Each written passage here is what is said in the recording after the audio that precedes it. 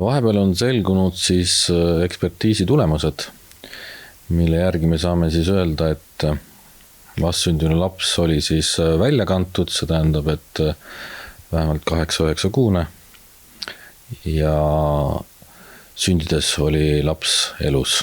Taluhoovist leitud imik oli sündinud vaid mõned tunnid varem, sest lapse keha polnud veel kangestunud. Surmapõhjus on aga endiselt ebaselge.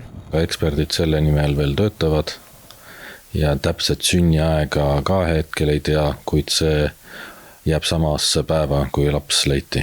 Suure-Lähtru küla asub väikeses Lääne-Nigula vallas, kus kõik kohalikud teineteist tunnevad. Kuna külas polnud ühtegi lapseootel naist, on üsna tõenäoline, et lapse sünnitanud naine on pärit kuskilt kaugemalt. Vald ise on piirkonna politseinikuga pidevas ühenduses, et kõik vihjed uurijateni jõuaksid. Kas on vallamaja jõudnud sealse elanikkonna, sealse kogukonna mingid muresignaale?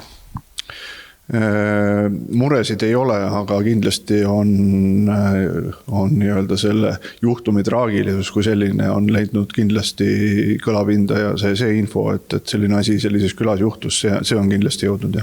Politsei uurijatel on tänaseks ette näidata märgilised arengud, kuid kahjuks pole need ema tuvastamisele lähemale viinud. Me oleme hetkeks leidnud siis lapse DNA ja samatmoodi on leitud siis lapse pealt ka ema DNA, kuid kahjuks kumbagi DNA-d Eesti andmebaasides ei leidu. Paari nädala jooksul on politseini jõudnud 10 teooriaid ja vihjeid, levivad ka mitmed kuulujutud, kuid praeguses uurimisfaasis kontrollitakse igat infokildu.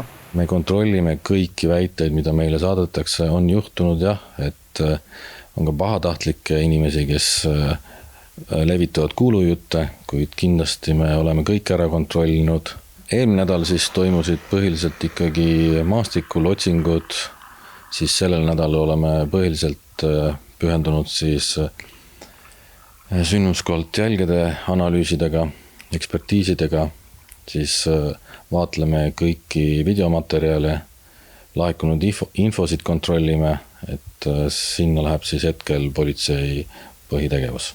Kui kellelgi on infot lapse sünnitanud ema kohta või kui keegi on märganud midagi kahtlast, mis võiks Suure-Lähtru juhtumiga seotud olla, palutakse sellest koheselt politseile teada anda.